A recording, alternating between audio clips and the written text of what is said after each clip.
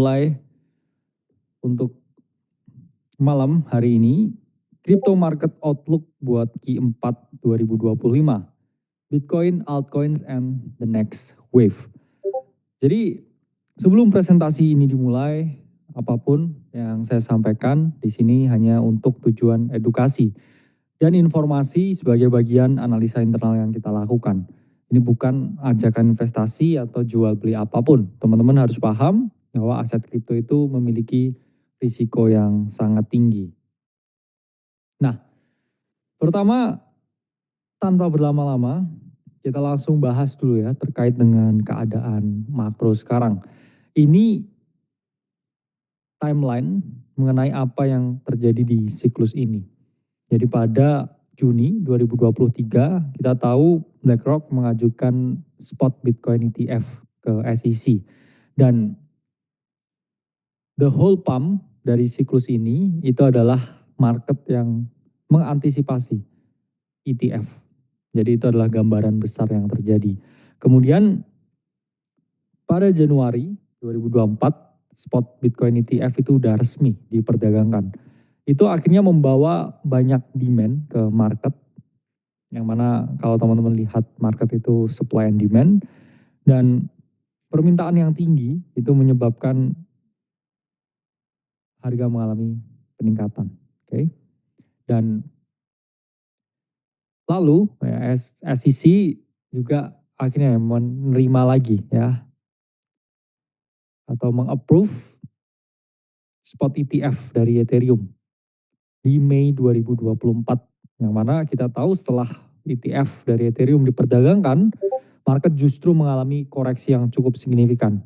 Yang mana waktu itu kita mengira ya bahwa akan ada gelombang pergerakan altcoin yang signifikan, namun Ethereum Foundation ya ini banyak jualan Ethereum di range high-nya dan ya semuanya ikut tumbang akhirnya waktu itu, dan 6 bulan ya kita melihat price action yang cukup bumpy ya untuk kripto.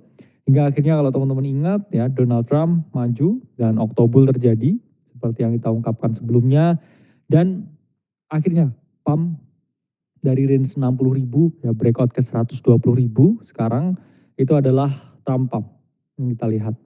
Nah, keadaan tersebut memang relatif sangat bullish, itulah mengapa banyak sekali perusahaan-perusahaan kripto di US itu applying untuk IPO ya, initial public offering. Mereka mau melantai di bursa, yang mana akhirnya banyak pihak menuntut kejelasan tentang kripto, hingga akhirnya Genius Act dan juga Clarity Act itu diangkat topiknya. Supaya apa? Supaya ada kejelasan mengenai stablecoin. Dan memang institution is here, 2021 pun juga sama, cuman skalanya sekarang berbeda. Sekarang institusi itu udah lebih besar skalanya, adopsinya juga lebih tinggi. Jadi teman-teman juga harus expect ya dengan potensi price action dengan keadaan yang seperti ini ya. Nah, chart yang menarik yang teman-teman lihat di sini, ini yang membuat saya sedikit concern ya. Ini data dari Delphi Digital. Nah, ini adalah TGA. TGA itu apa ya? Treasury General Account. Ini seperti rekening dari Menteri Keuangan di sana. Setiap kali ya mereka ini mau menarik likuiditas ya, chart itu akan mengalami kenaikan. Dan ketika mereka ingin mengisi rekening ya, mereka akan menarik likuiditas di market sehingga aset-aset yang berisiko seperti saham, kripto itu relatif patut diwaspadai ya dengan potensi koreksi. Karena kalau kita lihat ya ketika TGA atau treasury ya general account ini di spend atau dibuang ke market, kita lihat ya COVID stimulus ketika dia mengalami penurunan, kita mengetahui ya massive liquidity unlock di market yang itu menyebabkan market mengalami peningkatan. Nah sekarang ada chance nih mereka ingin ya menaikkan ya saldo mereka sehingga mereka mau nggak mau ya harus mengambil liquidity di market. Dan itu yang terjadi, itu yang juga menjadi concern sekarang. Karena kita itu dalam situasi ya di mana selama bull market ini ya The Fed itu masih belum ya menurunkan suku bunga secara signifikan ya. Jadi dalam keadaan yang diperketat ya untuk liquidity-nya, meskipun diperketat ya kita tahu Bitcoin naik 7 kali lipat dari range low-nya. Jadi memang liquidity is liquidity teman-teman. Dalam artian ya memang kalau suku bunga murah orang bisa pinjam duit, orang bisa pegang duit lebih banyak. Cuman pertanyaannya apakah dia akan pasti spend that liquidity ke crypto market? Jawabannya itu juga belum tentu. Jadi teman-teman harus paham memang liquidity itu suatu sentimen, ya, suatu boost, suatu market, ya, suatu pool. Tapi kalau nggak ada demand driven ya, ke market crypto itu juga nggak akan mengalami kenaikan. Karena kita juga melihat ya ini ada tightening tapi kripto malah rally 7 kali lipat dari cycle low-nya. Kenapa? Karena ya demand-nya tinggi. ETF is a real demand. Itulah mengapa saya yang selalu cenderung biasa aja ya dengan berita red card dan lain sebagainya. Karena itu semua tentang supply and demand. Kalau misalkan banyak sekali liquidity yang ada di market, cuman nggak ada alasan buat beli kripto ya, itu urung ya untuk mengalami kenaikan yang signifikan ya. Jadi harapannya ya kalau misalkan ini kita akan red card ya, kita akan melihat ya teman-teman suatu ya rally ya harapannya ke market crypto. Nah, keadaan makro memang sekarang juga lagi buruk, memang keadaan ekonomi juga buruk ya. Kalau kita lihat ya G8 countries di sini GDP mereka itu negatif ya dari tahun ke tahun. Bahkan ya ada yang negatif lebih ya dari 5%. Itu menunjukkan apa ya? Mereka udah diambang defisit negaranya. Ya, kalau defisit mereka mau nggak mau itu menerbitkan yang namanya utang. Dan ketika ya negara itu utangnya tinggi, ya keadaan ekonomi itu juga menjadi semakin bergejolak. Kalau teman-teman lihat ya di sini banyak sekali negara-negara yang besar, ya, ini running on deficit mode. Ya, mereka ini sedang ya mengusahakan yang terbaik ya keadaan yang ada sekarang ya GDP-nya negatif. Nah, ngomongin Bitcoin kita selalu ngomongin tentang M2 money supply. Memang relatif identik meskipun tidak selalu sama persis. Nah, itu kata-kata yang tepat. Karena itu tadi, M2 money supply itu menunjukkan the amount of liquidity yang di-unlock ke market, cuman selalu ya demand. Apa sih alasannya? Ya mereka itu harus beli kripto. Karena kalau ngomong alasannya, oh Donald Trump menang, ya Donald Trump pro kripto dan lain sebagainya, ini udah 124.000. Nah itu Donald Trumpnya itu ya, dari 60.000 ke 124.000. Butuh narasi yang baru, saya ngomong. Untuk ya Bitcoin naik lagi karena dari awal tahun 2025 ya kita kalau ngomong year to date, Bitcoin berapa sih ya naiknya? Ya around 10% ya year to date. Jadi teman-teman harus paham bahwa kita butuh narasi baru. Ya, Trump pro kripto presiden, dia udah bayar ya saya ngomong mahar politiknya untuk support kripto ya. Dia udah bikin beberapa act, dia juga udah undang ya tokoh-tokoh kripto ke dalam White House dan ya dia udah bilang ya Bitcoin strategy reserve dan lain sebagainya dan ya meskipun dengan budget neutral ya. Jadi saya melihat butuh katalis yang lebih besar lagi ya untuk membuat Bitcoin ini kembali mengalami kenaikan. Meskipun ya secara kecenderungan kalau kita melihat M2 money supply itu up only. Karena uang itu kan selalu dicetak. Itulah alasan mengapa harga barang dan jasa itu terus mengalami kenaikan.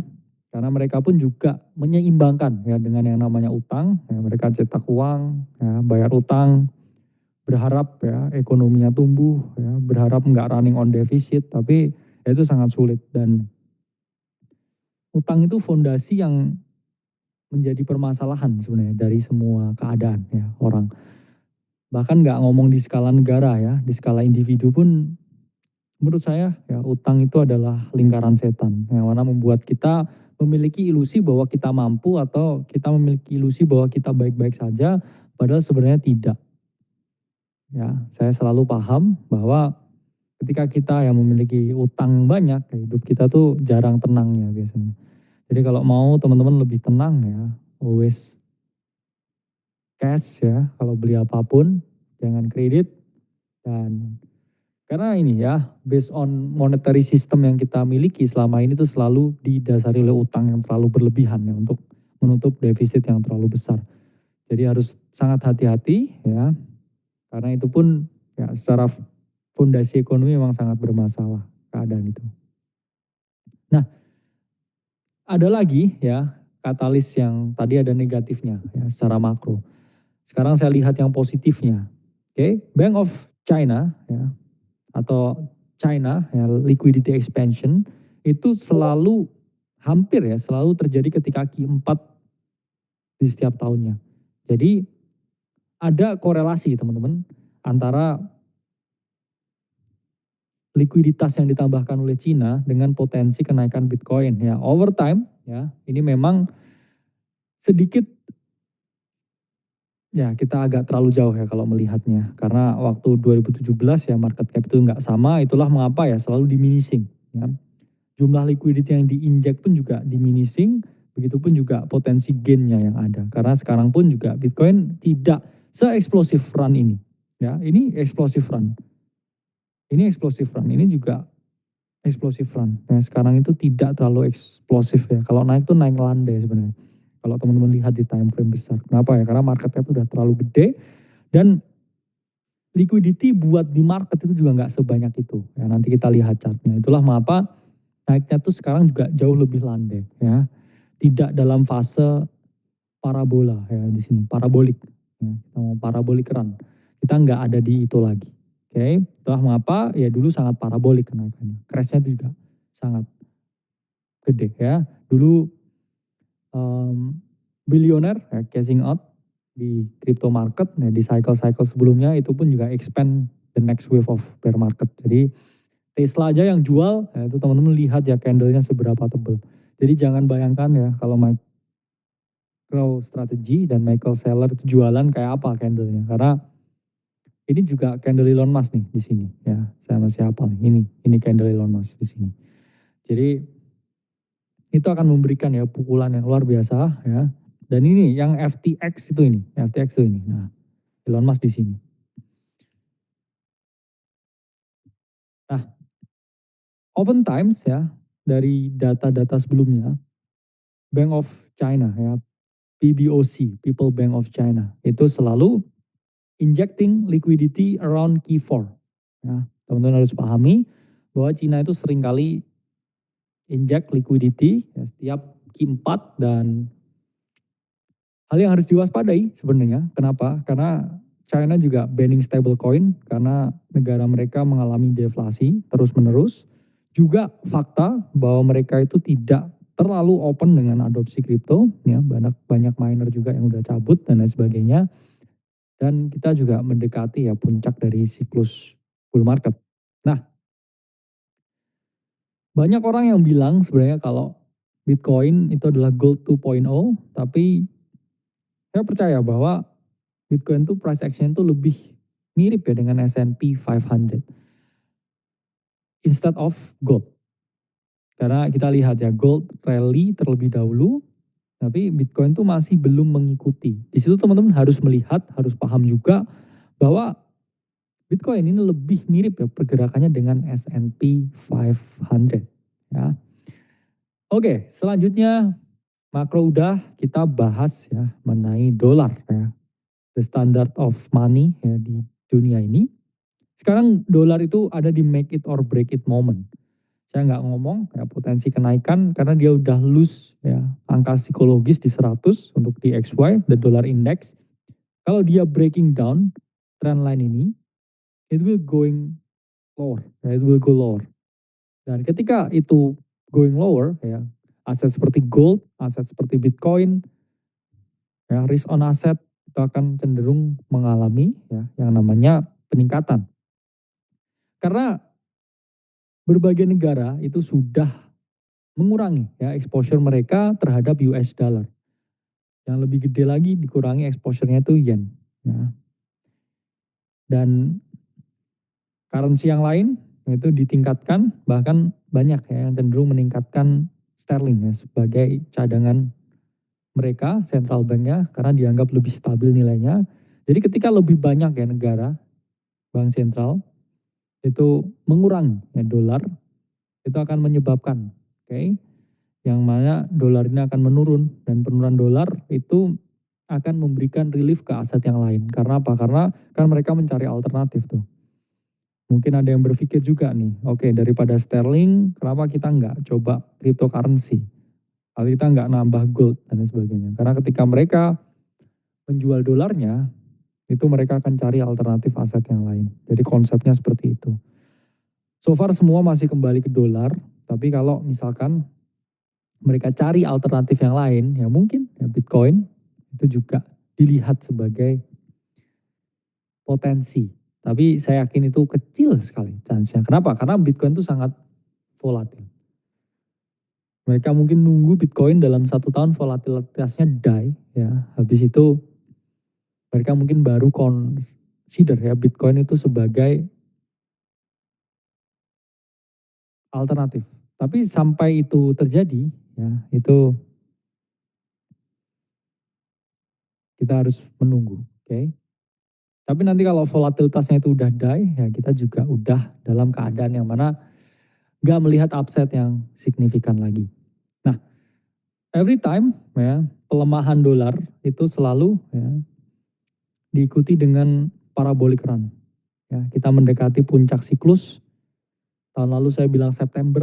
Nah, kita September ini pun juga udah mulai turun. Oke, USD juga turun, dan biasanya ya ketika USD turun, ya market sedikit parabolik, habis itu crash. Ya, apakah kita akan melihat framework yang sama, sedikit parabolik dan crash, atau udah crash habis ini? Itu take yang 50-50 saya ngomong. Oke. Nah, kalau kita lihat, oke, interbank ya reserve ini juga terus ya mengalami peningkatan yang signifikan ya dari tahun ke tahun. Ya, ini data dari Bloomberg yang menunjukkan banyak sekali ya uang di sektor swasta juga bertumbuh ya, karena pertumbuhan barang dan jasa yang signifikan itu pun akhirnya ya membawa likuiditas ke market. Dan ya sektor swasta itu juga sama gedenya, terutama di berbagai negara-negara maju ya seperti US dan juga Jepang. Nah, ini ada sebenarnya USD Smile Theory ya. Ini menunjukkan apa? Kalau negara-negara ya itu cenderung chaos, atau negara di dunia ini cenderung tidak stabil, USD itu cenderung mengalami apresiasi ya. Dia akan mengalami apresiasi ketika ada yang namanya resesi, atau dia akan mengalami peningkatan USD ketika US ini outperform the rest of the world. Maksudnya outperform ini apa? Misalkan mereka punya barang dan jasa yang lebih kompetitif, otomatis orang akan membeli barang dan jasa tersebut. Ketika mereka membeli barang dan jasa, mereka ini kan butuh yang menukarkan mata uang mereka ke USD. Ya. Hanya dua skenario di mana ya USD itu bisa mengalami peningkatan ya. Tapi kalau seluruh dunia ini berkembang, ya USD ini justru mengalami penurunan. Kalau misalkan negara-negara lain tuh bisa kompetitif, India, Sri Lanka dan lain sebagainya kompetitif, mereka akan menjual dolar dan mereka nggak butuh itu lagi untuk trade barang dan jasa dari US. Ya, ini US ya, Smile Theory, itulah mengapa ya. Setiap kali udah merata ya pertumbuhan secara global, USD itu cenderung mengalami yang namanya penurunan. Dan flow money yang besar, ya, money market fund itu juga menjadi ya salah satu tujuan ya dari spot volume, dari liquidity ya yang di-unlock oleh market. Nah, ini pun juga ada ya SOVR ya F fund spread, di mana ya sekarang ada dalam rentang yang sangat tinggi yang menunjukkan a lot of credit ya, and liquidity flowing in the market.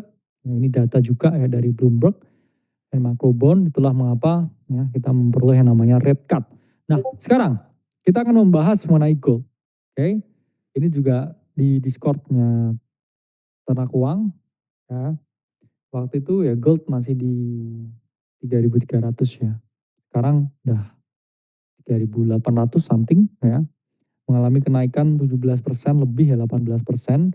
Bahkan waktu live ya, kita ngomong tentang gold karena waktu saya bilang ya trimming Bitcoin di awal tahun ya, di pertengahan ya, enggak di pertengahan, di 108.000 ya. Saya bilang saya trimming Bitcoin, itu juga banyak yang ketawa ya. Tapi dari 110 kan Bitcoin hanya naik 12%, sementara goldnya naik 18%. Jadi saya memang antisipasi ya. Saya percaya di tahun ini ya rally gold itu lebih tinggi dari Bitcoin dan so far ya memang gold rally-nya lebih dari Bitcoin. Dan kalau kita lihat ya gold itu akan cenderung mengalami penurunan, sorry ya, ketika dolar mengalami penurunan ya gold itu akan mengalami peningkatan dari nilai. Dan saya pun punya exposure gold, physical gold ya, digital gold ya, sama tokenized gold ya, token kripto. Jadi saya pecah ya ke dalam risiko-risiko yang berbeda dan banyak yang bilang ya ini rally gold mirip ya dengan tahun 78 ketika keadaannya itu juga sama juga ya, waktu itu gold, ATH dan dalam keadaan yang menunjukkan ya dunia ini sedang tidak baik-baik aja. Itulah mengapa ya kalau kita lihat ya inflow gold ETF itu mulai mengalami peningkatan karena ya mereka juga melihat ya ETF dari gold itu sebagai solusi hedge of inflation, hedge of uncertainty di dunia yang sangat tinggi seperti saat ini. Jadi gold is a alternative. Karena kalau kita lihat ya dari tahun ke tahun, central bank itu keep on buying gold, ya, terus membeli gold, ya. Jadi nggak pernah turun, mereka terus menambah jumlah gold yang dimiliki. Dan over time, ya, negara-negara ya dengan gold reserve compared ya to cash, kita lihat ya Portugal ini 81%, ya, US 76%, oke. Dan menariknya ya China itu hanya 6%, ya, tapi saya nggak percaya angka ini karena China ya negara yang sangat sekretif pasti dengan apa yang mereka lakukan. Jadi mungkin ya gold itu mereka itu yang paling banyak mungkin. Tapi ya mereka selalu sekretif dengan apa yang mereka lakukan.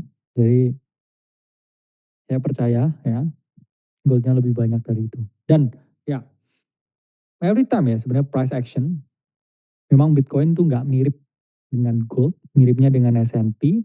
Tapi kalau data historis biasanya ya saya ngomong setelah gold rally, Bitcoin tuh ngikutin rally-nya. Tapi so far gold rally, Bitcoin nyungsep. Ya, ini yang terjadi saat ini. Karena pun juga kenapa Bitcoin turun? Karena juga ada tekanan tentang 4-year cycle juga. Ya. Banyak orang yang OG crypto itu percaya dengan 4-year cycle teori. Banyak dari mereka yang nggak biasanya yang baru di crypto yaitu selalu nggak percaya ya dengan 4-year cycle dan selalu percaya dengan lengthening cycle teori. Tapi banyak ya OG crypto, terus juga PhD matematikawan ya, banyak pemikir-pemikir lama mereka selalu percaya juga ya dengan konsepnya Fourier cycle teori. Jadi itu depends ya dengan belief masing-masing orang karena ini 50-50 take ya so far. Oke, tanpa berlama-lama ya, kita sekarang akan bahas mengenai Bitcoin. Outlook-nya gimana? Outlook-nya bearish. Saya ngomong Bitcoin sekarang bearish sejak monthly close-nya merah ya, berarti sejak ya hampir 1 bulan yang lalu. Saya bilang ke teman-teman ya mungkin 3 mingguan yang lalu ya, ketika monthly close saya bilang monthly close merah, ada bearish divergence, kita udah 518 hari ya setelah halving. Yang mana sesuai data historis ya, halving, ya, kuning yang vertikal, ini overtime selalu saya tunjukin, 518 hari Bitcoin bear market. Vertical line kuning, 518 hari Bitcoin bear market. Vertical line kuning, ya, 518 hari, ya, monthly close merah, bearish divergent. Ya, we don't know, ya, what's gonna happen. Makanya itu saya ngomong ini 50-50 take. Saya di sini, ini sudah timing, ya, di 108, 108, 107, ya, switching some to gold. Dan ya sekarang kita masih choppy-choppy. Ketika saya naik ya saya masih punya exposure, turun pun ini pun juga ada exposure yang tidak saya close ya posisinya buat long term banget. Tapi saya anticipating ya saya berharap selalu ada siklus. Kenapa? Karena siklus itu tempat orang life changing money to be made. Ya. Jadi kalau kamu suka cuan yang banyak, ya kamu harusnya berharap ya, dengan market cycle yang terus berirama ya. Karena kalau kamu berharap ya lengthening cycle atau nggak ada bear market, Bitcoin cuma turun 20%, nggak ada leg up ke 1 juta ya. Karena marketnya kan memang seperti itu. Ya memang sebelumnya tuh 90%, 80%, 70%. Ya harapannya ini 60% flush. Ya. Jadi saya pun juga bukan yang terlalu, ya saya percaya kripto adalah industri masa depan. Bear market pun saya juga tetap di market. Tapi saya pun juga harus sebagai seorang analis ya yang independen dan saya pun juga ambil move di portofolio saya pribadi ya itu yang saya lakukan. Nah, saya melihat data historis ini dan S&P 500 keeps on making all time high ya. Karena sekarang pun memang euforianya tuh bukan euforia retail yang over sebenarnya. 2021 euforia retail tinggi, tapi sekarang itu yang euforia tuh nggak gini. Beberapa Wall Street guy itu pusing narasi ya yang too hard menurut saya ya yang terlalu dipaksakan, over leverage market juga ya dan ya keadaan makro sedang memburuk juga ya. Jadi sekarang ya kalau kita ngomong a 50-50 take, karena saya ngomong aktivitas retail pun belum banyak. Jadi kalau teman-teman bandingin sama 2021, it's really different. Ya, di sini tuh 2021 orang wah euforia itu gila ya NFT dan lain sebagainya. Data menunjukkan orang tuh udah mati di Maret 2024. Oke. Maret 2024 orang udah kena, banyak yang sideline ya. Dan move ini mereka lewatkan. Sekarang pun juga belum kembali ya secara data. Karena ini nggak pernah bohong ya, aktivitas retail di Google pun juga sama. Kamu search Bitcoin, kamu search alt season, kamu search semuanya ya turun signifikan. Orang nggak terlalu peduli. Tesis saya ya karena mungkin ya orang udah melihat kripto ini di-push big figures ya kayak Donald Trump. Jadi mereka kayak udah tahu terus so what gitu. Nah, kayak yang di luar ya. Yang di Indonesia ya kita juga masih push adopsi. Kita juga berharap lebih banyak orang tahu.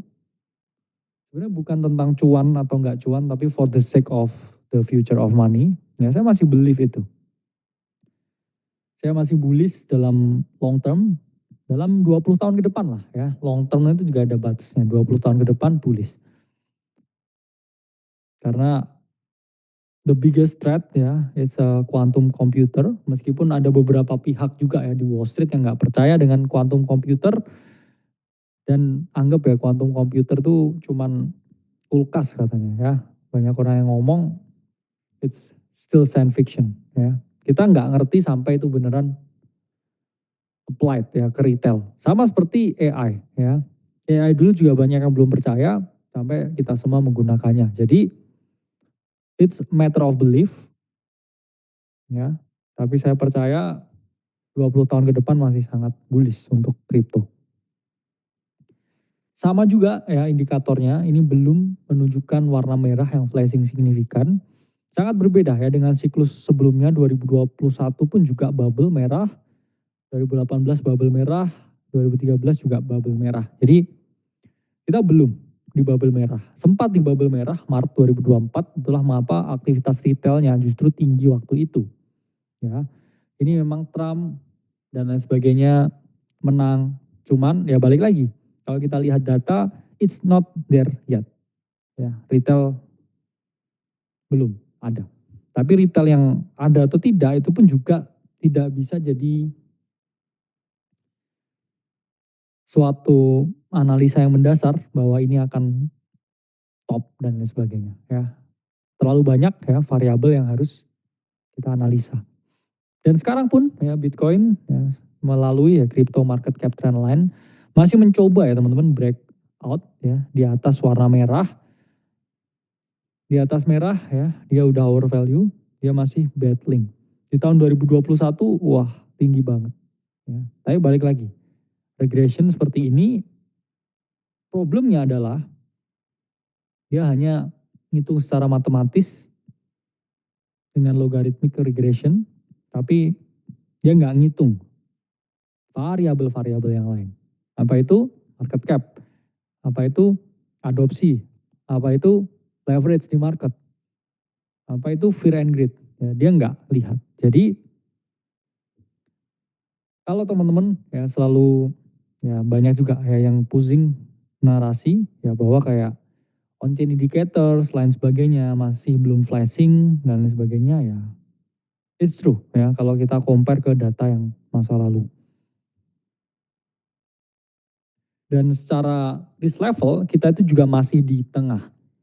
Ya, kita itu juga belum ada di risk yang 0,9 sampai 1. Karena kalau kita lihat ya data dari Into the Cryptoverse, setiap kali ya kita di risk 0,9 sampai 1, itu baru top marketnya. Terus bear market. Kita itu belum ya. Makanya kalau kita lihat ini harusnya ya kita masih parabolik harusnya. Terus cycle-nya lebih panjang. Cuman ya balik lagi, indikator juga bisa salah. Oke. Data historis itu tidak sama juga ya dengan future performance. Apakah teori 500 hari setelah halving yang benar atau 4-year cycle yang benar atau yang benar itu adalah on-chain indicators ya. Ini kan masih battle. Ya, yang mana bobotnya itu juga seimbang. Ya, kadang analis pun juga bingung kalau dihadapkan ke pilihan seperti ini ya, itu seperti buah si malakama ya. Suruh milih ibu atau bapaknya gitu.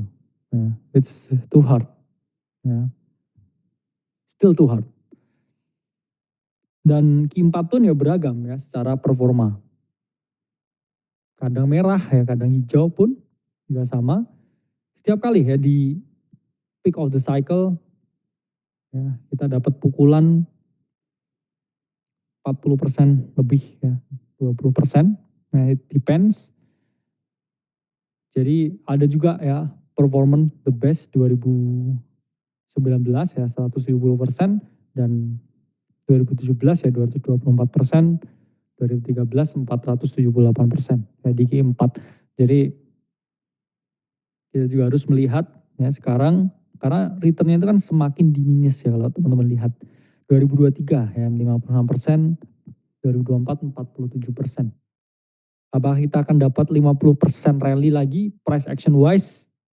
Enggak ya karena monthly close merah itu secara price action, secara data ya sebelumnya bikin marketnya flagging. Ya banyak juga ya ETF yang keluar ya melakukan distribusi.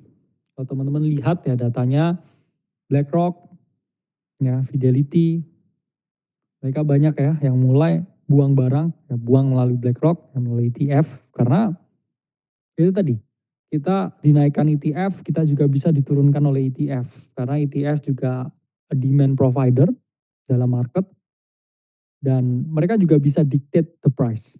Ya, itulah mengapa ya kalau kita lihat di sini ya mulai turun ya, flow-nya mulai mengalami penurunan ya, kalau teman-teman lihat itulah mengapa ya harga Bitcoin nggak kemana-mana meskipun ya banyak sekali perusahaan yang menjadikan ya Bitcoin buat strategi favorit di perusahaan mereka. Oke.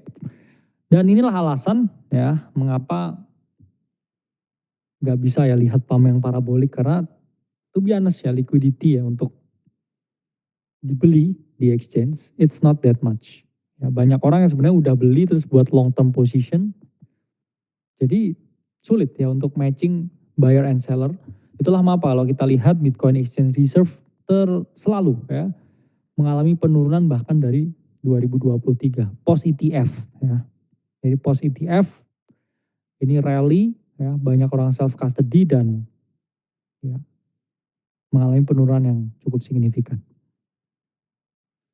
Itulah mengapa ya aktivitas penambang sekarang juga relatif bullish ya. Belum banyak penambang yang menjual, banyak penambang yang menjual ya di awal tahun 2024 juga ketika waktu ledakan tarif dulu ya. Ini banyak yang menjual. Sekarang nggak ada aktivitas yang terlalu banyak ya dari penambang. Jadi miners position index atau MPI ini juga belum flashing ya. Dan futures volume terus ya mengalami penurunan. Jadi yang terjadi ya mengapa Bitcoin kalau kita ngomong di tahun 2025 ini sideway aja di 100.000. Karena ya itu tadi ya narasi Trump udah kehabisan, terlalu banyak uncertainty di market, banyak ETF juga udah close position, oke, penambang nggak profitable, ya akhirnya nggak ada yang dijual ya, BTC-nya. Terus orang-orang secara global hanya wait and see, ada Fourier cycle atau enggak. Ya. Tapi price action wise ya kita relatif bearish dengan keadaan volume yang mengalami penurunan. Jadi big chances it's more bearish sebenarnya ya. Itulah mapa ya outflow ini juga ya kita lihat sekarang in the last ya 12 18 months. Oke. Okay. Kita melihat ya swing yang luar biasa ya karena ini semua ETF driven ya teman-teman kenaikan ini. Semuanya ETF driven. Oke ya, ini sektor yang relatif bullish ya, stable coins. Stablecoin itu selalu mengalami peningkatan dari user, dari adopsi, dari kegunaan, ya, market cap. Bahkan ketika bear market, market cap dari stablecoin itu juga mengalami peningkatan. Kenapa? Karena orang masih butuh kirim duit antar negara, bahkan ketika bear market. Karena saya pun sebenarnya orang yang memiliki tesis, ya. Ya ini pendapat saya pribadi, tapi utilitasnya stablecoin itu lebih make sense, ya. Dibandingkan aset yang lain di kripto, karena itu teknologinya real, ya teman-teman. Stablecoin adoption. Bahkan ketika bear market terus mengalami peningkatan. Dan faktanya banyak sekali stablecoin company itu mereka yang nyimpen ya duitnya ke T-bills ya. Jadi banyak sekali ya instrumen-instrumen obligasi, instrumen TradFi yang lain itu masuk ke dalam treasury strategi dari perusahaan stablecoin. Bahkan kalau teman-teman lihat ya Arbitrum pun ya, Arbitrum DAO mereka juga ya beli US bill ya menunjukkan apa? Ya mereka pun ambil duitnya dari jaringan kripto buat orang kirim-kirim duit ini, bangun aplikasi dan lain sebagainya, mereka dapat duit, duitnya juga dibeliin aset yang low risk. Mereka pun juga pegangan ya sama pemerintah.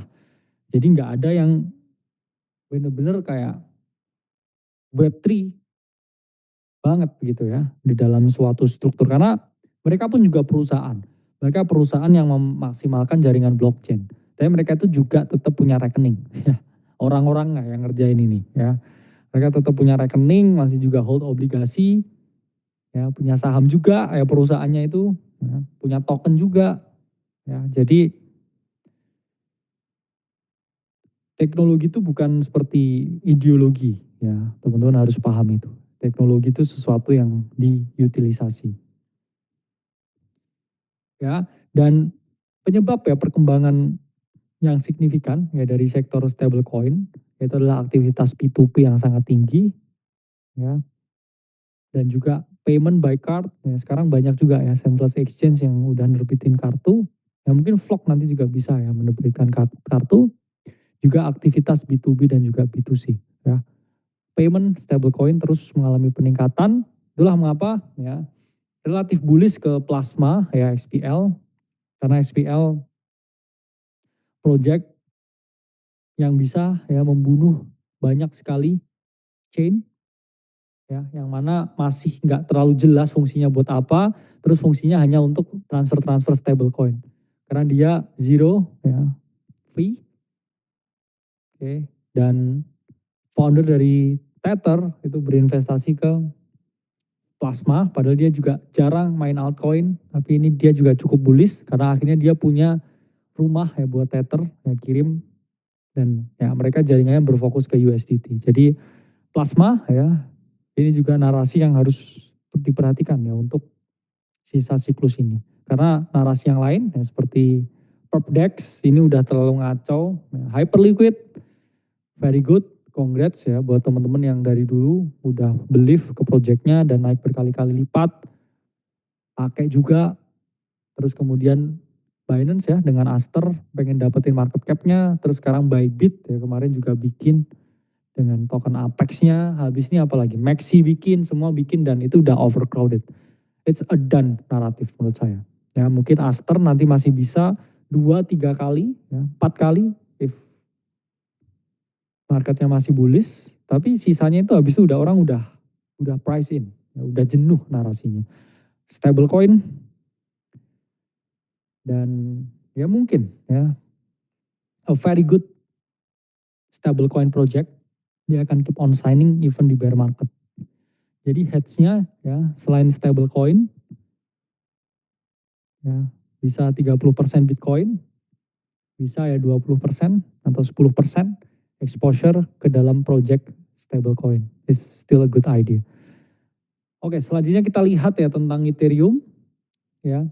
Banyak yang relatif bullish ya di 5.000. Ya, waktu itu kita bikin call Ethereum di 1.700 untuk beli buat teman-teman di dalam, tapi kalau teman-teman lihat ya secara siklus selalu 518 hari setelah halving itu juga topnya Ethereum, sama seperti Bitcoin. Ini pun juga kita mendekatin top dan 100% ini bisa dipastikan kita bakal punya monthly red candle di multi-year resistance. Jadi mengapa saya nggak terlalu bullish ya ketika kita ada di 5.000 karena itu multi-year resistance. Ini cycle high di 2021, angka psikologis 5.000. Ya, Ethereum Foundation juga udah mulai jualan dan setelah itu apa yang terjadi? Banyak sekali ya kenapa orang yang memilih Ethereum, strategi dan lain sebagainya. Itu adalah orang Wall Street yang mereka nggak terlalu ngerti kripto. Dalam artian nih Bitcoin udah overcrowded ya dipakai buat treasury strategi oleh berbagai perusahaan, terus mereka mikir kayak, oke ini apa nih kripto keduanya? Oke Ethereum.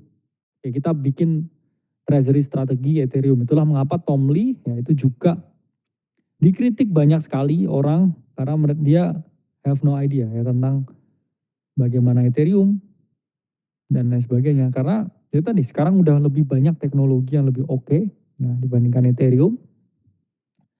Dan kalau kita lihat ya ini ada potensi retest sebenarnya ke 3.500, tapi ya dengan monthly close yang merah ya, ya mungkin kita hanya berharap a dead cat bounce dari 3.500 dan ya sebenarnya ini pattern yang multi year bullish ya sebenarnya. Kalau misalkan kita bisa di sini ya ini konsolidasi, oke, ya mungkin seperti ini ya. Nah kalau ini tesisnya benar ya di 2027 and more atau di 2030 bisa ke 10.000. Ya long term ya kalau kita lihat money supply terus mengalami peningkatan, ya ada chance juga ya aset seperti Ethereum itu juga akan catching the beats. Tapi ya kemarin yang kita di multi year resistance ya best case ya mungkin dia di sini akan konsolidasi dulu ya sampai ketika bear market ya quotes on quotes dan mungkin ya di sini adalah a good lot up opportunity buat Ethereum. Nah, sama juga ya seperti Bitcoin, ini pun juga adalah peningkatan yang disebabkan oleh ETF demand. ETF demand dari narasi yang dibikin oleh Tom Lee, ya. Pasti mereka pun as a company juga melakukan yang namanya diversifikasi, mereka beli ya Ethereum-nya beli juga ETF-nya ya as the part of their diversification karena fund itu selalu begitu ya. Fund itu selalu mendiversifikasi aset yang sama. Sama seperti misalkan stablecoin, ya mereka mungkin beli USDT, USDC, USDE, ya US, ya, AT, ya, yang lain. Karena ya mereka butuh untuk membagi risiko in case something happen. Ya, stablecoin di Ethereum pun ya ini juga berkembang, getting a lot of momentums, ya, as a safe chain, ya, emang relatif safe ya Ethereum tuh, to be honest, dibandingkan yang lain. Meskipun ya dia mengorbankan speed, dia juga mengorbankan gas fee, ya, tapi dia relatif safe. Ya, blockchain trilemma. Inilah mengapa ya. Ini data ya, Bitmain, Sharplink, Ethermachine, Bitdigital, and BTCS ya keeps on staking Ethereum ya, hingga total sampai 3,5 juta Ethereum yang dihodl sampai 7 September ini 2025 ya, mereka keeps on buy Ethereum ya. Itulah mengapa ya tangganya di sini mengalami kenaikan karena they are buying a lot of it. Oke, sama juga ya inflow dan juga outflow ya mempengaruhi harga. Oke, selanjutnya ya, kita bahas mengenai altcoins. Kalau kita lihat ya, ini chart yang saya gambar di awal tahun 2025 ya, ketika tarif. Waktu itu saya analisa ya, kapan sih potensi altcoin rally?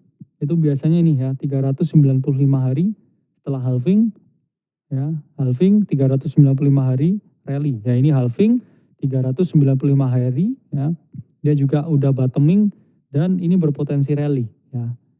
Exactly ya seperti yang saya gambar. Ini di setiap webinar ya selalu saya tampilkan ya meskipun ada deviasi sedikit ya, tapi dia kemudian mengalami kenaikan dan sampai kapan tingginya ya sampai akhir ya di November sini mungkin kita tes di 400 billion ya, baru kemudian mengalami penurunan lagi. Tapi ya kalau kita lihat total 3 chartnya itu berada di multi year resistance dan kita mendekati ya yang mananya namanya ya puncak siklus mungkin one last spike dan kemudian mengalami penurunan. Itulah mengapa ya. Ini yang euforia itu bukan retail. Yang euforia itu Wall Street. Solana ETF, Dogecoin ETF, XRP ETF, Trump ETF. Mereka ini luring ya saya ngomong bahasa yang pas. Mencoba menarik retail yang banyak. Jadi yang euforia itu mereka, bukan kita. Kita dead dengan PVP, PVE yang ada di market dan transis. Ya. Orang udah pukul-pukulan tiap hari ganti naratif. Oh ini hari ini koin ini, hari ini koin itu. Besok retrace semua nol 7 kali. Putaran itu dari awal gitu ya. Dari Solana meme coin, okay. Terus kemudian ada coin AI, terus kemudian ada launch coin, ya, Trump, terus kemudian Hyperliquid, terus sekarang ada Aster. Nah, ya, puterannya itu orang harus terus berotasi ya jadi bajing loncat dan mereka yang baru di siklus pertama ya mereka akan kewalahan ya ke outrate Bitcoin lalu mereka sadar bahwa di gamenya itu adalah oke, yang benar itu cuma hold Bitcoin karena 2023 2024 mereka ke underperform terus mereka ngehold Bitcoin di 2025 dan Bitcoinnya nggak kemana-mana. That's the state of the market ya, market is a very hard place terutama kripto ya teman-teman. 2023 ya rally awal, 2024 ya kena flash di Maret. 1 tahun berpikir oke mungkin buy and hold Bitcoin ya di 2025 ketika buy and hold Bitcoin, Bitcoin juga returnnya nggak signifikan dan a lot of PVP, PVE di market membuat orang capek ya. Itulah mengapa saya ngomong ini yang euforia itu hanyalah big players ya, bukan retail. Meskipun ya altcoin in a venture ya dia cenderung mengalami peningkatan ya ini deal berbagai project-project yang masih belum di-list ya, teman-teman belum di-listing, yang masih dalam tahap-tahap awal atau dalam tahap seed. Dan ya, distribusi apa yang banyak bisa kita lihat ya di sini data dari tokenomics ya, insider versus non insider allocation.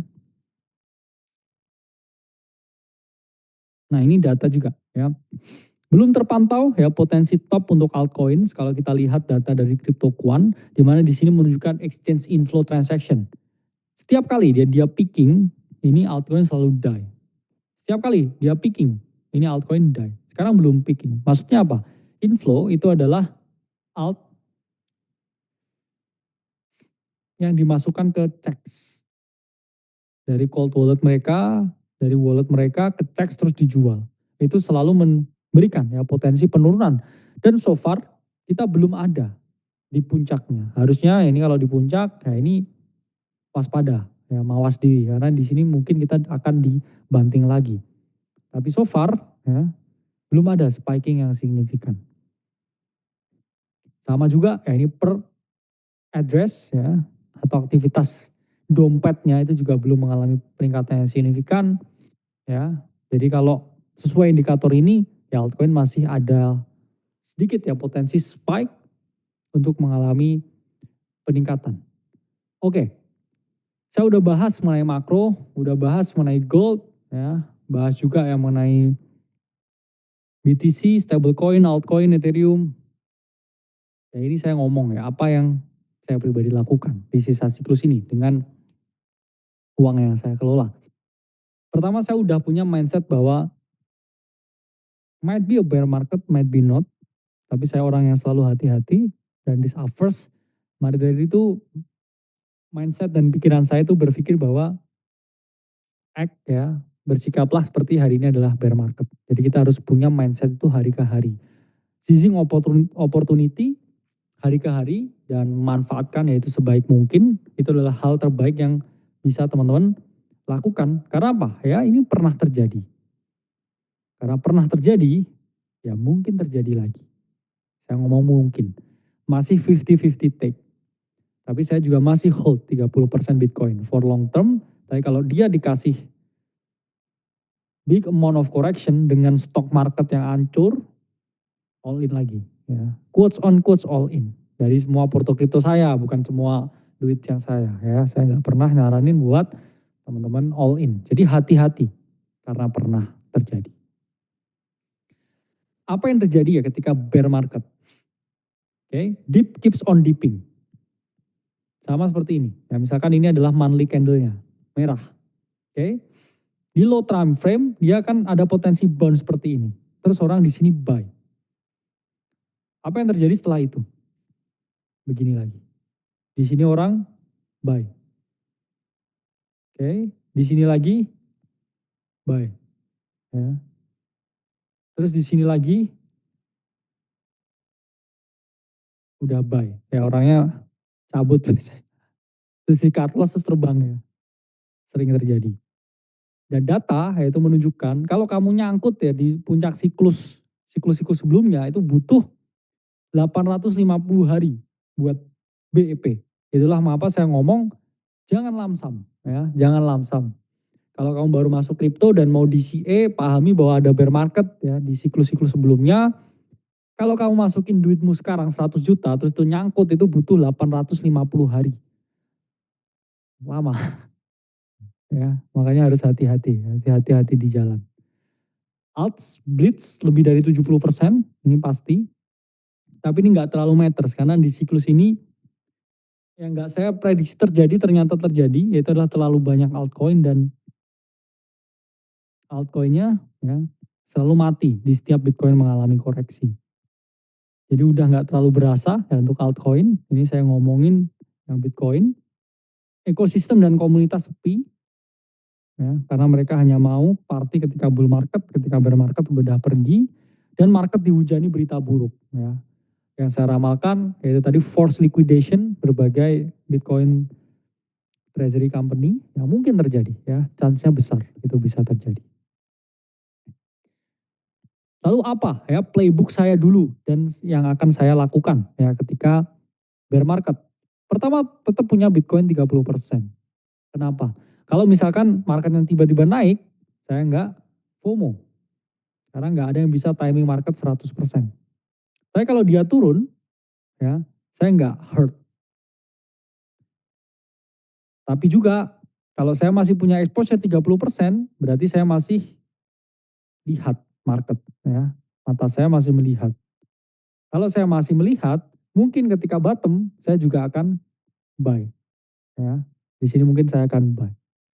Oke, 70% ya, exit ya dari Bitcoin-nya mendekati ini. Saya sisakan ya banyak stable coin. Oke. Stable coin-nya untuk apa? Untuk trade asymmetric bet ya. Sama ya seperti kemarin, oke misalkan kemarin ada Aster. Oke, saya 5% dari portofolio. Terus naik 4 kali ya, berarti udah 20% nih portofolio naik. Oke, misalkan ada XPL. Oke, saya mau masuk 3% dari saya punya portofolio. Oke, dia naik 3x ya. Saya udah gain 9%. Oke. Itu yang saya gunakan untuk strategi menjaga saya banyakin stable, saya fokus ke asymmetric bet dan be happy with small wins. Ya, kalau dulu mungkin pikirannya oke saya mau 10x, saya mau 5x. Sekarang harus happy dengan 50%. Nah, itu mindset yang harus teman-teman lakukan ketika menjelang atau ketika ada di yang namanya bear market. Itulah mengapa saya ngomong lebih baik take profit daripada take picture. Banyak orang yang udah cuan 800 juta nunggu 1M. Banyak orang juga yang akhirnya hilang di sini dalam proses. Karena apa? Memaksa. Kita kan harus melihat ya situasi itu mungkin dilakukan atau enggak. Karena kan nggak ada keadaan itu yang sesuai dengan keinginan kita. Seringkali ya ketika kita berencana ya Tuhan itu selalu tertawa. Ya, market pun tertawa kadang. Ya harus hati-hati. Ini nggak bisa dilakukan. Banyak yang punya mindset, saya beli altcoin, saya udah JP, saya mau hold sampai next cycle. Kemana harganya PP tahun ini? Shiba, Doge, ya, nggak naik kemana-mana. Ya. Even ya sekarang hyperliquid, tiba-tiba datang Aster. Kalau kamu udah jackpot, kalau JP nggak TP, jadinya rese nanti ya, kesel ya nanti. Oke, jangan sampai ya kamu beli $100 jadi 1.000, ya dari 100 nih jadi 1.000, terus balik ini tinggal jadi 50, kamu malah minus 50% setelah kamu udah untung 1000%. Apakah sering terjadi? Sering terjadi ya. Itulah mengapa harus hati-hati. Karena ini yang harus teman-teman lihat, oke, yang kebanyakan ya udah nggak ada di top 10. Ya, udah nggak ada di top 10. Harus hati-hati.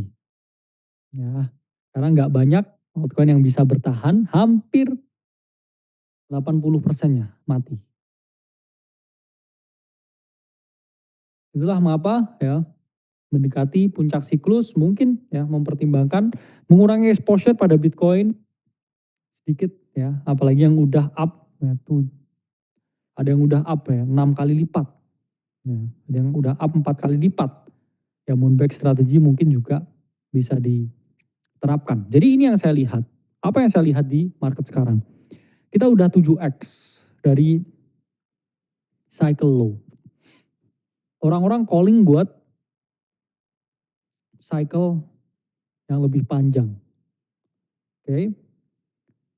Saya melihat potensi upside dalam jangka pendek itu sangat minimum. Tapi potensi downside-nya ini jauh lebih tinggi. Ya, saya udah nggak melihat asymmetric bet di sini. Ya, kita bikin akademi kripto waktu itu di sini. Ya, kita di sini.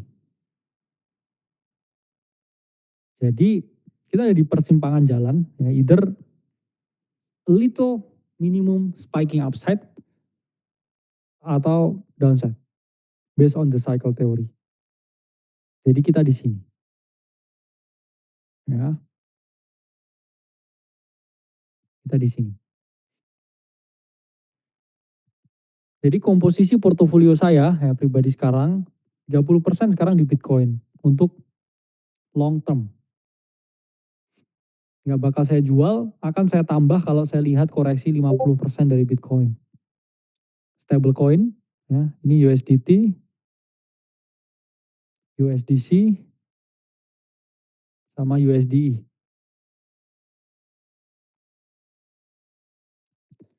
Altcoin, ya, ada beberapa yang saya trade, yang salah satu ya beberapa komponennya SPL, ya, Aster, dan ya beberapa lain yang akan saya kasih ya di dalam. Ini pun juga hanya 5%, 5%. Ya, dengan saya berharap sedikit lagi potensi upside dan ya token-token yang lain yang nanti akan saya sebutkan. Ya, saya udah out 100% BNB.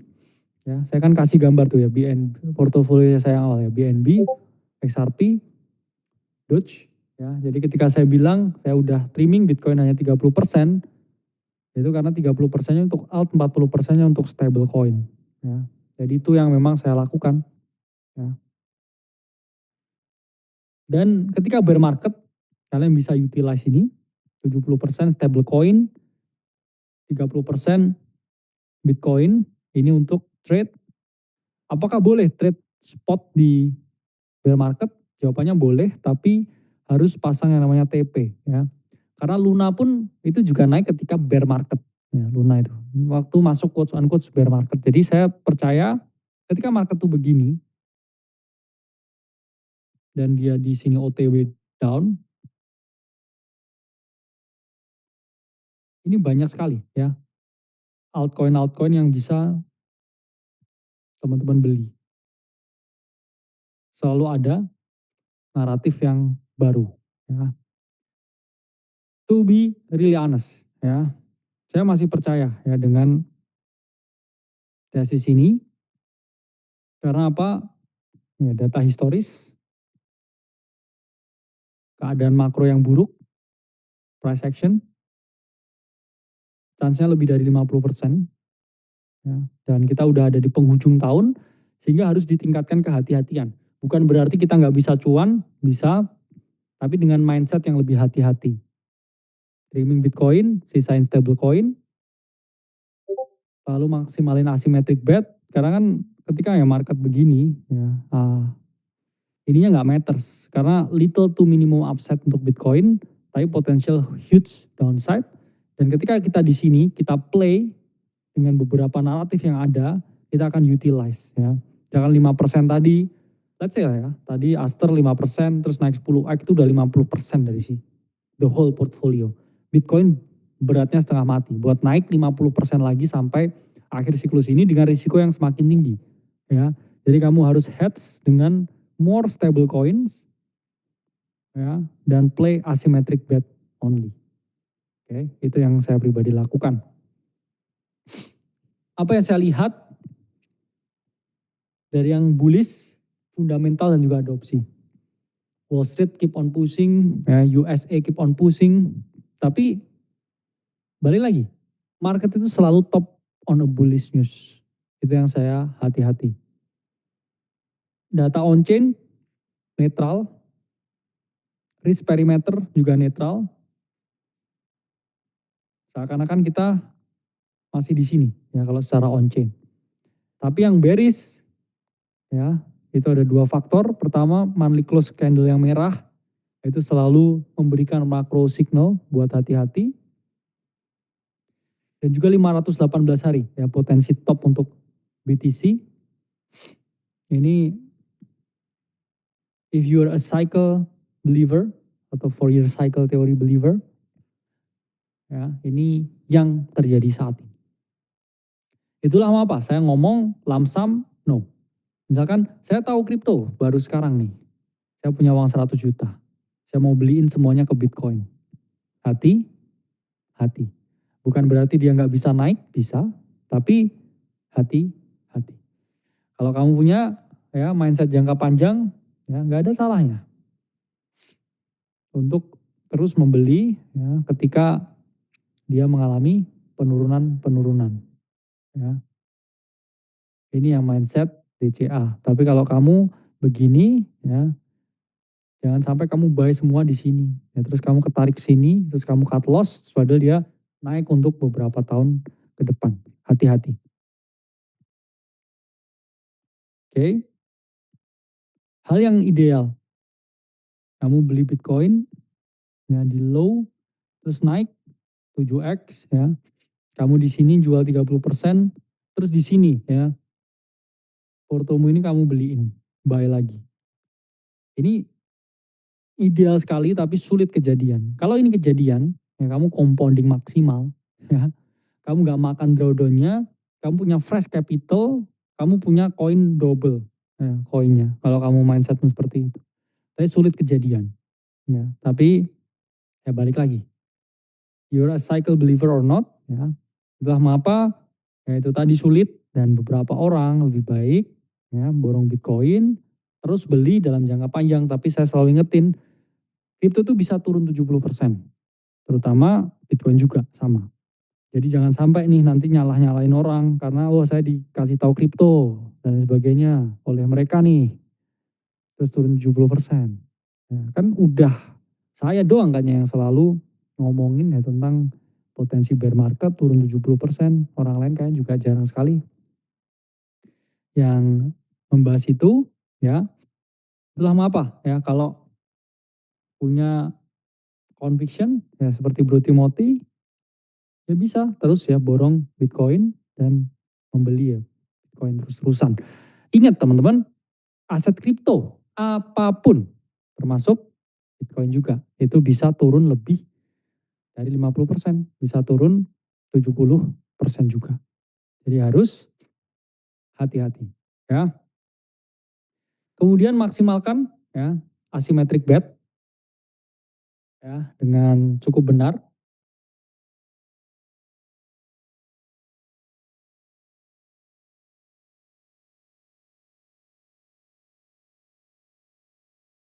Sisi ini ya yang harus dimaksimalkan. 30% boleh BTC buat long term, ini buat jaga-jaga. Bisakah juga ditarik untuk hal yang lain? Mungkin bisa. Kita akan memaksimalkan ya 30% ini. Dari 30% itu teman-teman bisa alokasikan 3% atau 5%. Kalau 3% teman-teman punya 10 alt ya, atau 10 opportunity untuk dibeli. Kalau kamu 5% ya, ini saran saya yang the best, kamu punya 6 alt dari 30% yang bisa kamu beli untuk memaksimalkan asymmetric bet ya.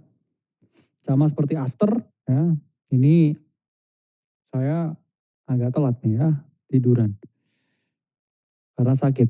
Tapi kalau teman-teman bisa dapetin ya ini contoh ya 10 kali, ya 3%-nya bisa jadi 30%, 5%-nya bisa jadi 50%.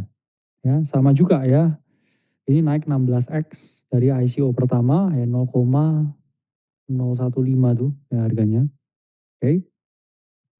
Kalau teman-teman masuk 3% bisa jadi 48%, 5% bisa jadi 80%. Nah, ini contoh dari asymmetric bet ya, dari 30% alokasinya yaitu jangan asal hanya beli spot, fokus ke asymmetric bet.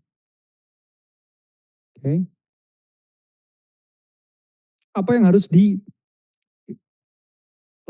ya untuk capturing yang namanya asymmetric bet?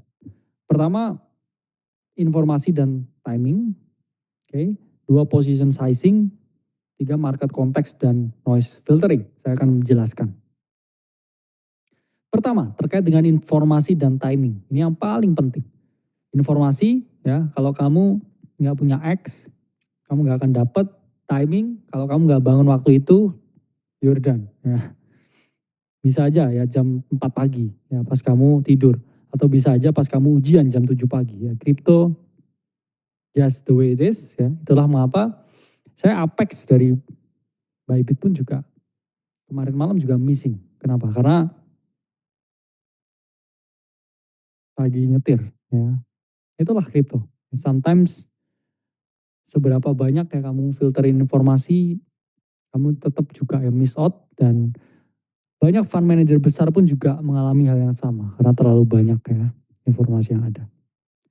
Poin pertama ya, signal katalis. Dalam asymmetric bet ya, yang paling penting informasi itu bisa jadi apa ya. Kalau itu hal yang sampah ya kamu close, jangan dengerin. Tapi kalau oke ini alpha. Contohnya ya di signal katalis di situ CZ punya ide Perpdex di tahun 2019, terus habis itu dikalahkan oleh Hyperliquid, mindshare-nya tinggi, Binance terancam, oke dia bikin Perpdex. Itu signal katalis. Berarti it's a good alpha. Apakah itu sangat subjektif? Sangat subjektif. Oke misalkan next lagi. Kemarin udah nih Bybit juga bikin Perpdex, mau bikin Perpdex. Juga dia nggak akan sesignifikan Aster pasti. Kalau ke depan lagi Maxi dan lain sebagainya juga bikin, itu juga nggak akan segede yang sebelumnya. Ya, signal katalis ini harus diperhatikan.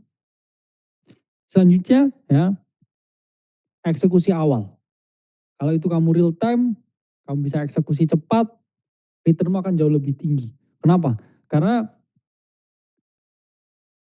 di kripto, yaitu orang yang selalu lebih dulu, itu selalu di reward. Dan orang yang terlambat itu selalu dihukum. Jadi kalau kamu mau dapat reward, kamu harus lebih dulu. Selanjutnya, risk to reward. Ya, kalau kamu kelewatan, ya, missing out, itu udah naik beberapa kali, dia naik potensi upside-nya itu jauh lebih kecil. Dan risikonya tuh lebih tinggi ketika kamu bid di harga yang lebih tinggi. Karena potensi upside-nya berkurang. Kadangkala ya kamu juga harus berpikir kontrarian, ya berpikir bukan hanya ya tentang sinyal yang benar atau salah, tapi seberapa cepat kamu bisa identifikasi peluang itu dibandingkan dengan keseluruhan orang atau the crowd. Selanjutnya ya position sizing dan probabilistic thinking. Pertama poinnya ya lihat upside potensial. Minimal naik 3x lah ya. Itu yang bisa dibilang asymmetric bet. 3x sampai 5x. 10x very good. Ya, cuman kadang nggak kejadian. Kalau kamu mau asymmetric bet, tapi kamu nggak punya pikiran bahwa oh ini bisa nih naik 3x gitu, ya, atau oh ini cuma bisa naik 30% nih, it's not asymmetric bet. Ya, it's not asymmetric bet. Selanjutnya, ya mikir probabilistic thinking. Mungkin teman-teman bisa coba ya masuk kecil dulu dan ketika dia retrace, teman-teman, nah ini buy lagi, ini buy lagi. Supaya apa? Kalau di sini teman-teman berpikir ya, masa iya? Oke, ya udahlah aku coba masuk 1% dulu. Oke. Oh ternyata beneran, nah, tweetnya beneran nggak dihack. Orang udah mulai euforia. Oh dia retrace dikit. Oke, saya masuk posisi lagi. Terus masuk posisi lagi, baru ya, ketika dia tambah tinggi, ya, teman-teman bisa sell. Selanjutnya ya, small exposure kadang bisa dilakukan kalau kadang nggak tahu kelewatan, nggak mau kelewatan nih. Misalkan oke, ada XPL launch kemarin, tapi dia masih pre-market nih, ya saya takut dikocok ke bawah, terus posisi saya ke likuidasi. Tapi kalau dia punya naik tinggi, wah saya bisa sedih nih ya kalau nggak punya exposure. Oke saya bisa long di perps tapi kecil marginnya, terus ketika dia launch dan harganya nggak ngedam, saya beli di spot. Itu juga bisa dilakukan. Ya. Selanjutnya yang lebih matter juga itu adalah size. Kadang ya bukan tentang kapan masuknya aja, tapi juga masuk berapa banyak. Jadi entry ya itu sesuai dengan probabilistik dan juga skenario. Selanjutnya ya, market context dan noise filtering. Pertama, teman-teman harus ignore the noise. Kadangkala banyak sekali teman-teman mau sizing posisi tapi orang bilang scam. Nah, ini food. Ini dihack. Ya, ini bla bla bla bla bla bla. Ya, sama tuh seperti Trump dulu banyak orang bilang, "Oh, itu tuh dihack tuh, jangan masuk." Terus orang jadi nggak masuk, terus tiba-tiba boom. Ya, sering kejadian. Waspada juga ya retail, retail biasanya ketika udah overhype mereka baru mau masuk. Oke, kadangkala ya kita juga lihat konteksnya nih. Seringkali ya fundamental bisa sedikit kita abaikan dulu ya. Ketika kita masih tes ombak, kita lihat dulu, baru kita bisa sizing in ketika kita udah menilai ya fundamentalnya. Karena kan ini kita butuh ya berpikir yang cepat. Plus ya, kita butuh juga pikiran yang jernih ya, supaya kita bisa capturing ya a real catalyst di market, tidak terkena dengan yang namanya bias. Dan saya selalu ngomong, jangan coba ya timing the top dan swing short the market, lebih baik main level to level. Ya, hal ini sering terjadi ya. Teman-teman di sini short ya, terus kena short squeeze ya, udah minus 20%. Terus all in pula shortnya ya, jangan dilakukan. Ya, terus udah klik baru marketnya turun. Oke, karena paham ya downside is limited, ya ini harus ditekankan ya di pikiran kalian. Lebih baik ya main level to level. Misalkan dia udah breakout, ya, volumenya kecil, misalkan di sini volumenya kecil, oke. Terus habis itu dia mengalami penurunan, kamu bisa short, reclaim on this area, ya, atau misalkan dia reclaim area back, kamu juga bisa long. Jadi lebih baik ya saya selalu sarankan level to level, ya, daripada kamu mencoba timing the market dan mau short, ada juga ya yang mau short terus DCA ya shortnya ya, DCA short.